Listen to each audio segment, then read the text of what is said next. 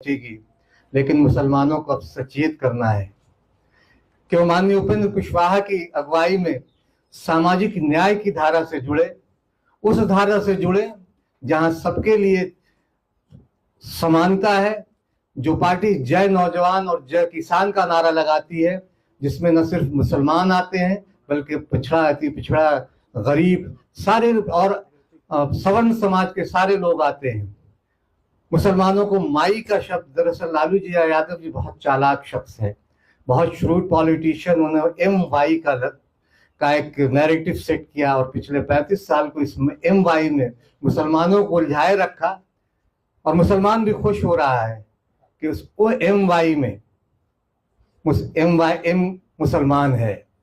लेकिन वो ये नहीं जानता है कि लालू यादव जी ने एम वाई यानी अंग्रेजी का माई लफ्ज इस्तेमाल किया है, अंग्रेजी के एब्रिविएशन को अपने लिए इस्तेमाल किया है, एम और वाई, माई, और माई का मतलब आप तमाम लोग जानते होंगे, मेरा होता है। तो लालू यादव का इस एम वाई में मुसलमानों को खुश होने की जरूरत नहीं है, और आम यादवों को भी खुश होने की जरूरत नहीं। इस माई में मुसलमान कहीं नहीं है, बल्कि लालू जी है, और लालू जी और उनका परिवार है।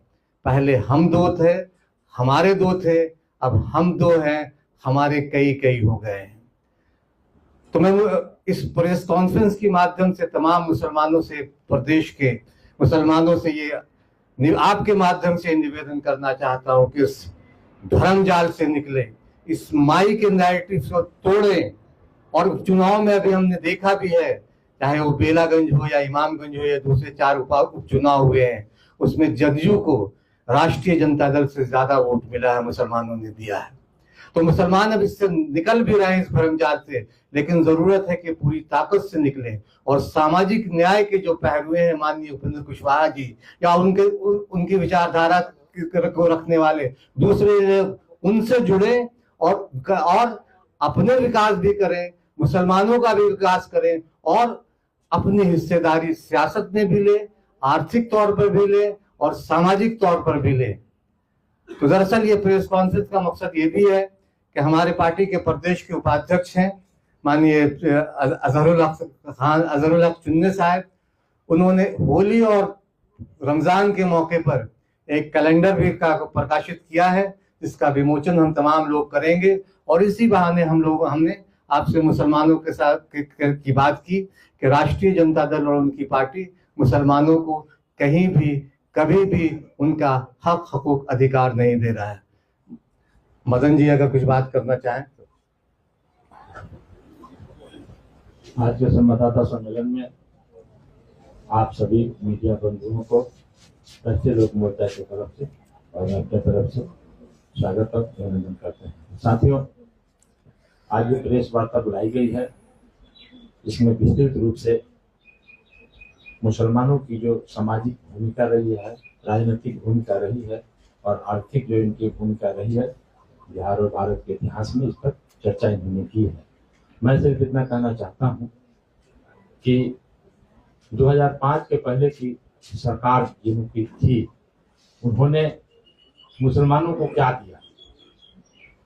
किसी भी व्यक्ति को के विकास के लिए कम से कम सामाजिक, आर्थिक, शैक्षणिक दृष्टिकोण से उसको विकसित किया जाए, तो मैं समझता हूं कि वो व्यक्ति का सर्वांगीण विकास हो सकता है। क्या इन क्षेत्रों में आदरणीय लालू जी ने मुस्लिमों को आगे बढ़ाया?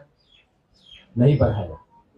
तो मैं यह कहना चाहता हूं कि शिक्षा के क्षेत्र में यदि बहुत ध्यान दिए होते तो सब जगह इंजीनियरिंग कॉलेज खुलवाते, मेडिकल कॉलेज खुलवाते, सबके पढ़ने की व्यवस्था करते, लेकिन उन्होंने यह नहीं किया। उन्होंने सिर्फ एक झुनझुना थमा दिया और राजनीतिक शोषण किया मुस्लिमों का। मैं मुस्लिम बिरादरी से आग्रह करना चाहता हूं कि उनके मकरजाल से निकलें और निकल करके बाहर की दुनिया भी देखें। और आज के जो राजनीति है, इस राजनीति में जो बिहार का विकास हो रहा है, इस विकास में एनडीए के साथ, आदरणीय उपेंद्र कुशवाहा जी के साथ शामिल हों।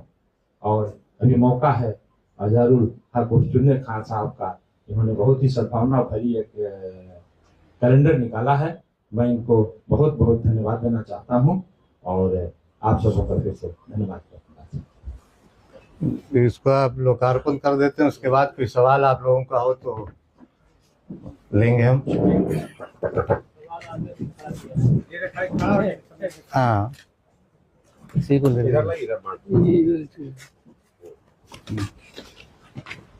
लीजिए हेमंत जी, आइए आइए, अखिलेश उधर से लीजिए, उधर दीजिए। चलिए हाँ ऐसा आप लीजिए, हाँ चलिए।